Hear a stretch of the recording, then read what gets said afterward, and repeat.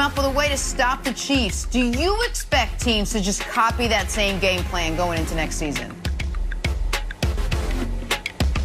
Absolutely not. And this is good news for Patrick Mahomes, this segment right here, because you can't duplicate the personnel or the scheme that Todd Bowles put together.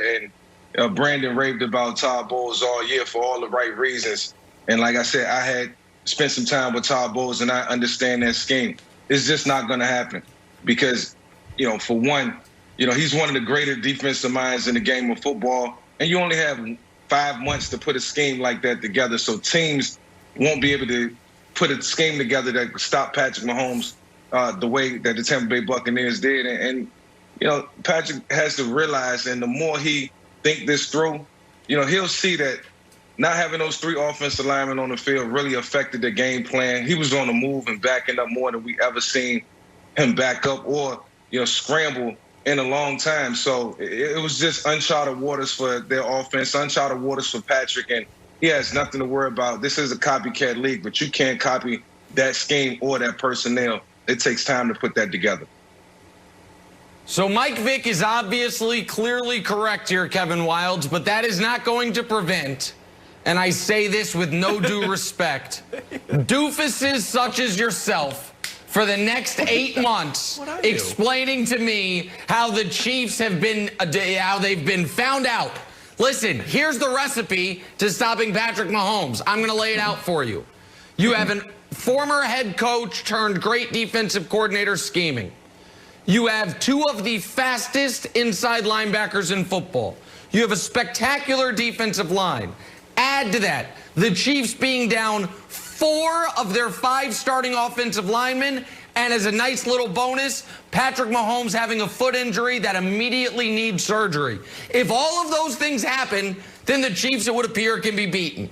Luckily for the Chiefs, none of those things will be happening next year. So there is no blueprint. This is not a game plan. This is not a, well, wait, how do we do it? Okay, no, it's not duplicable. But so, yeah, I agree with Mike.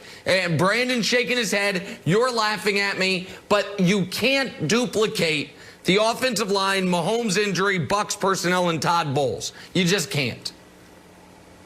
Okay. I know you're emotional about this still.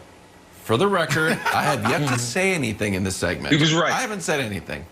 And Yeah. But I am going to give you, Nick, an olive branch because I saw something yesterday that made me think that the Chiefs can get back to the Super Bowl. And I asked you in the break, I said, Nick, have you seen the highlights of the sound up, and for you they would be lowlights, of the Super Bowl? You're like, no, I'm never going to watch it again. I said, okay. At the end of the game, while you are being blown out, destroyed, your dreams just crushed, the idea that you could go back-to-back and go back to the Patriots just crumpled up and thrown into the garbage. There was a saving grace.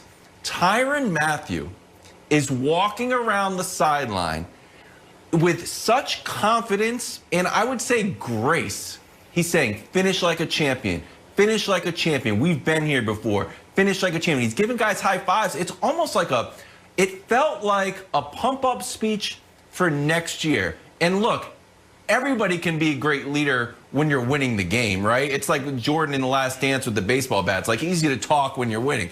But he's getting blown out, and there's such leadership and confidence that it made me think, oh, man. I actually felt bad. I was like, Nick has got a point here. The Chiefs can go back-to-back with leadership like Tyrann Mathieu. So I know you're going to think it's a low light, but I suggest that you check it out. It really made me feel good about the Chiefs.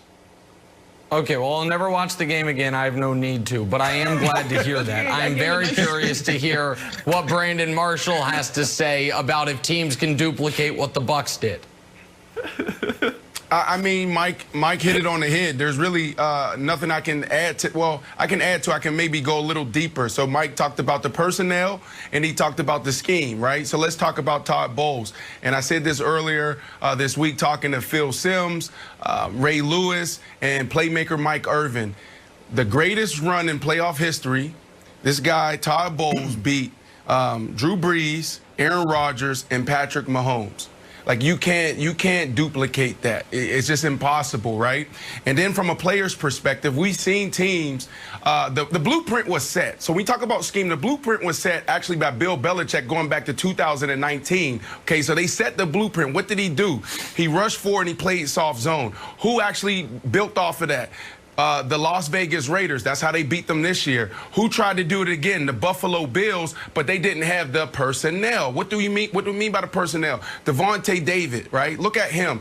You got to understand. You got to have guys with high football IQ when you play zone. It can't just be this is cover 3. I'm dropping to the numbers and I got curl to flat. You got to understand when the number 2 goes to the flat.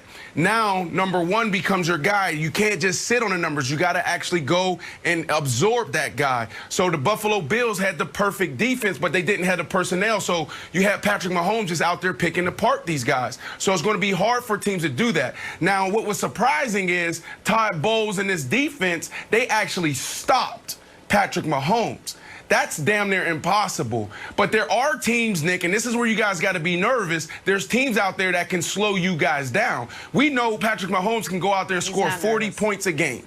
But if you can hold them to 20, now you're giving your offense a chance. Now you're going to be in a game in the fourth quarter. So what you'll see, the guys like the Miami Dolphins, you got guys like the Las Vegas Raiders, you got other teams out there that can go out there and slow them down and giving their offense an opportunity to win it in the fourth. So they shouldn't be scared, but they definitely should be. To win $25,000, download the app now, play for free for your chance to win.